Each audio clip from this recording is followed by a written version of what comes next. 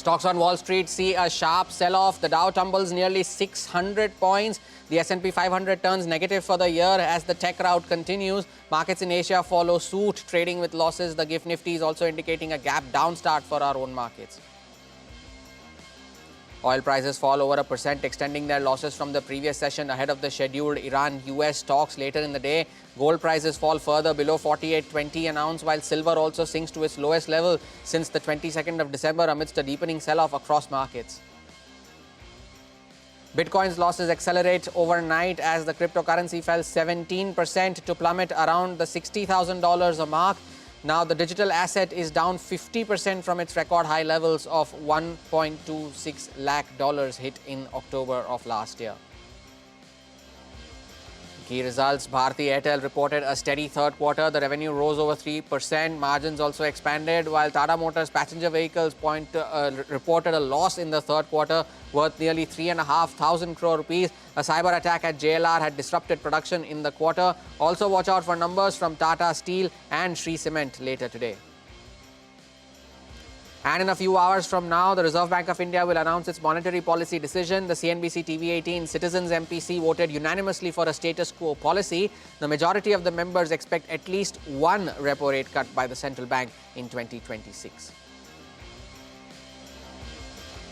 It's finally the final trading day of what has turned out to be a very, very long week. You're tuned into Power Breakfast right here on CNBC TV18 in the Mumbai News Center. I'm Hormuz Fatakia. Let's first start off with how the Asian markets are faring. And based on how Wall Street fared last night, it is no different. The Taiwanese index is down 1.5%.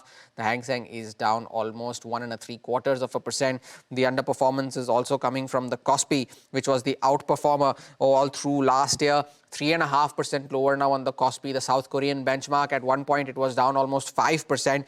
The Nikkei too trading with losses of around 0.5%. The Shanghai Composite down 0.7%. So it's a red across the board for the Asia Pacific markets as well. Maybe not as bad as what Wall Street was, but it is a red nonetheless. Pull up the GIFT Nifty and it is no different from what the Asian screen is looking like. But compared to the earlier ticks, which were indicating a 130, 140 point gap down, for now the implied open is suggesting a 100-point downtick as we speak. Some buying emerging at lower levels is what the bulls would be hoping for. But to set you up for this final trading day of the week, we are here to tell you the trade setup, the stocks that you need to keep an eye out for, and of course what's lined up in all things F&O. But the Nifty, as of now, is indicating a gap down start. 100 points lower is what the GIFT Nifty is suggesting. So which means we will open possibly around that 25,500 levels. And the Nifty has been making lower lows, as you can see, after that 1,200 point gap up on Wednesday. On Tuesday, it had a lower high on Wednesday, another lower high on Thursday as well. So it is not managing to catch up to the previous day's intraday high, and that is because at one point on Wednesday it was the index heavyweights that lent some support to the index that was absent in yesterday's session. So all of those heavyweights that lent support were on the losing side this time around, be it Reliance, be it ICICI Bank, and a lot of these, and that is what dragged the index lower in yesterday's trading session. But the index to watch today is going to be the Nifty Bank. That's of course because of the RBI policy later in the day, and like the Nifty, it is also managing to defend those levels of 60,000. We'll keep an eye out on that. Again, more than the status quo policy, the liquidity management decisions that the RBI is going to take, that's going to be key. That will be a determinant for the Nifty Bank and in turn for the Nifty as well. There was another round of selling on Wall Street overnight, so the IT stocks have to brace for that as well. The FII selling has resumed after 2 days of buying, so keep that on your mind as well. And of course, earnings reactions, the positive earnings reactions aside, the negative earnings reactions have been on the extreme, as was evident from stocks like Tube Investments and Hexaware yesterday. Of course, keep an eye out on the commodity sell-off, and 25,750 and 25,800 on the upside, some key levels to watch on the index. And on the downside, keep an eye out on 25,500. But for now, the GIFT Nifty is pointing towards a gap down start for our own markets as we speak. Now over to Ria, who would list out the stocks that you should be watching out for today. Ria, good morning. What's on your list? Well, good morning, Homers. Lots of Q3 numbers to watch out for today. The first one is Bharti Airtel. The net profit for the company has gone down by roughly 2.5%, coming in at 6,630 odd crores, and this has been impacted by the new labour code, roughly 257 crores of an impact here. Revenue has seen an increase of roughly 3.5%, and the company has also added roughly 4.5 million subscribers in this quarter. For Tata Motors PV, the revenue has come in at roughly 15,300 crores, slightly below estimates of 16,100 odd crores. Volumes have seen an increase of roughly 22% on a year-on-year basis, and market share has gone up by roughly 100 basis points sequentially for the company. For Hero Moto, inline set of numbers here, revenue coming in at roughly 12,300 crores, margins at 14.7% in this quarter. For Astral, the net profit has seen a decline of roughly 5.5% on a year-on-year basis. Revenue, however, has seen a healthy growth of roughly 10%, and the volumes in the plumbing business have gone up by roughly 16.8% on a year-on-year basis. For NCC, the net profit has seen a decline of around 37% compared to the previous year. Revenue has also seen a decline of roughly 9%, and the company has also withdrawn its revenue and margin guidance for the year. For Hitachi Energy, the revenue has seen an increase of roughly 28%, coming in at roughly 2,082 crores. Margins have also seen a very healthy expansion at 16.6% versus roughly 10.3% in Q3 of last year. For Mazagon Dock, net profit and EBITDA both seeing an increase of roughly 9% on a year-on-year basis. Revenue growth also remains quite strong at 15% on a year-on-year basis. For Nykaa, the net profit has come in at 66 crores versus just 26 crores in Q3 of last year, so big jump there. Even the revenue has seen an increase of roughly 27% compared to the previous year. For Keynes Technology, net profit has come in at just 77 crores versus the estimates of 106 crores that we were working with. Even the revenue has been below estimates at 804 crores. Lastly, PhysicsWallah has also reported its Q3 numbers. Net profit seeing an increase of roughly 10% compared to the previous year. Revenue has also gone up by roughly 34% for this one. Riya, thank you for that update there. And over to Mangalam now, joins in with cues from the F&O space. Mangalam, good morning. What's the data indicating? Good morning. So the data is indicating that perhaps the post-India-US trade deal rally has more or less fizzled out. Yesterday, there was weakness in the frontline indices as well as the broader markets. But the only glimmer of hope is that yesterday's low was pretty close to the previous trading session's low. And to that extent, we have some support at lower levels. The FII flows, they fizzled out in the cash market. After buying 5,000 crores post the trade deal announcement yesterday, they did not sell. And then today, as we go into trade, they have sold about 2,150 crores in cash. And similar is the case with reducing purchases in index futures. They've begun to cover short positions, but they've now yesterday also unbound some of the long positions. So after buying 6,800 crores, 1,800 crores, yesterday the purchase was just 500 crores. And the FII longs, which were at 19% day before yesterday, are now at 19% as well. So a large part of that up move has happened via short covering. Now, with the market being what it is and the GIFT Nifty indicating a lower start, the put writers are active at 25,600, call writers are active at 25,700.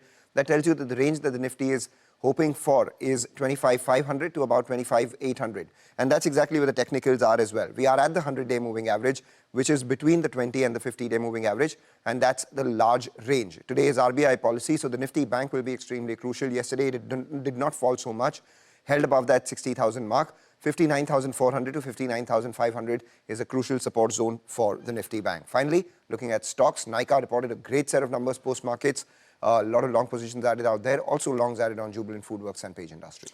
Mangalam, thank you for that. We'll keep an eye out on those important levels on the index and, of course, the Nifty Bank as well. Speaking of that, the Reserve Bank of India will be announcing its monetary policy decision today. Ritu is here with more on what we can expect. Ritu.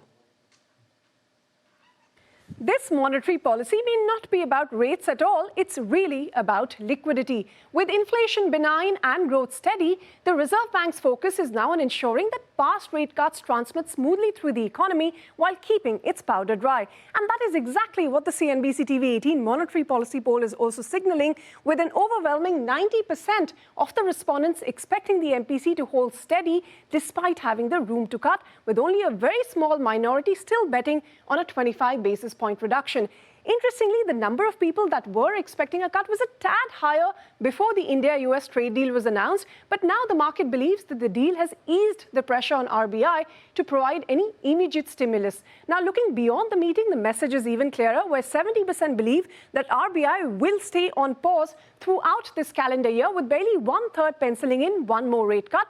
And for now, no one is talking about hikes. So if not rates, what is RBI going to focus on? That is liquidity. Now, despite record high open market operations this year, bond yields have been stubbornly high, and the street expects that the central bank will step up support either through more OMOs, possibly even a CRR cut, longer dated VRR operations, Operation Twist, everything is on the table to cool down yields. Any talk on liquidity is also going to be keenly watched. Now, on the currency front, rupee volatility has been a concern, but the markets don't really expect any targeted intervention. Instead, RBI will likely stick to the long-standing stance of not defending any specific level. Now, our respondents see the 10-year yield settling around 6.7 to 6.8% by March, while the improving sentiment after the US trade deal could see the rupee strengthen to below 90 by March. Now, as for the macro forecast, don't expect any major change because you have the new CPI and the GDP series that is just around the corner, so RBI will leave these as is.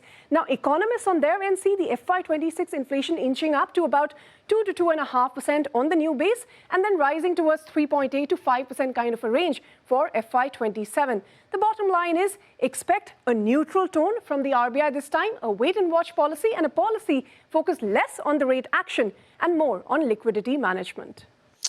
Ritu, thank you for that. All eyes on RBI Governor Sanjay Malhotra in just a few hours from now. Take a short break. All the action from Wall Street on the other side. Stay tuned.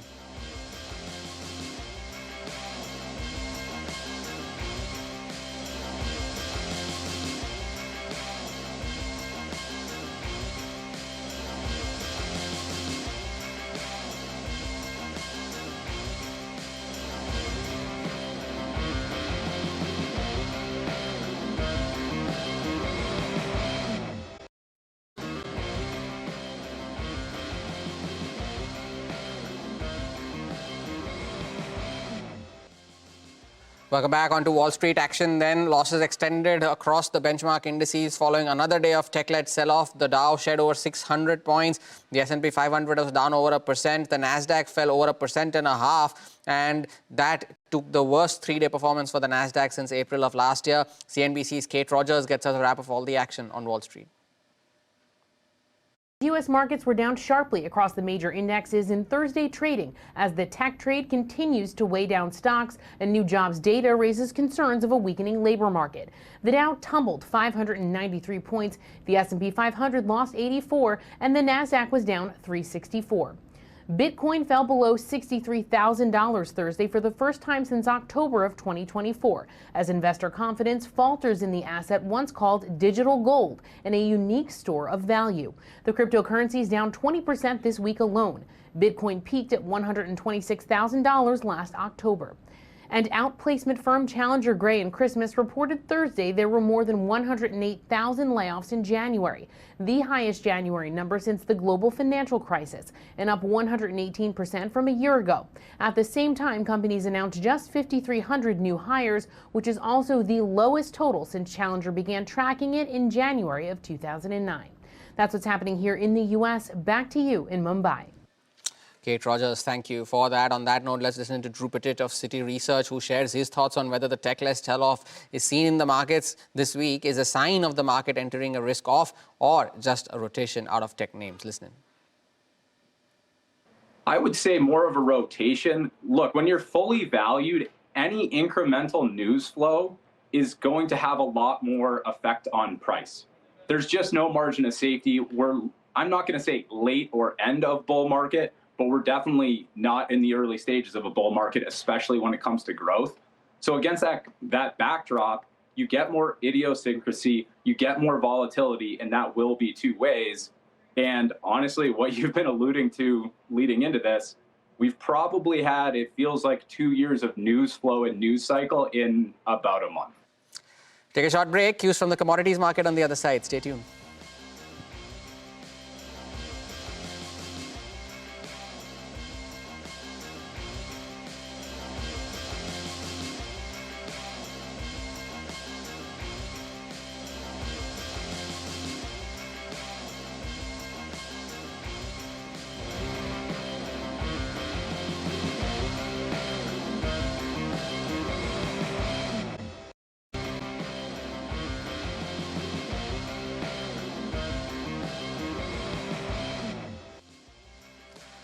Welcome back onto the most awaited segment on the show. Considering what's been transpiring recently, Manisha Gupta is now here with all the commodity updates. Manisha, good morning. It seems volatility has now become an understatement.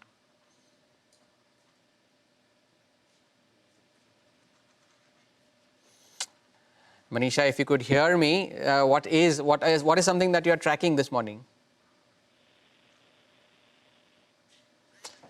It seems that we have lost the line with Manisha, but it does appear that volatility is indeed an understatement, because if you look at the silver prices earlier this morning, the spot prices were down to as low as $64, and they have now staged a recovery. They are now turned into positive territory. They are now above the mark of $70 and are now at 71.66, 0.6% higher, while falling as much as 10% on an intraday basis. That's the kind of swing that you have seen on silver. Gold too has seen a bit of a reversal, is now back towards that mark of $4,800. But on that note, we take your leave on this edition of Power Breakfast. Bazaar Morning Call on the other side to set you up for the final trading day of this week.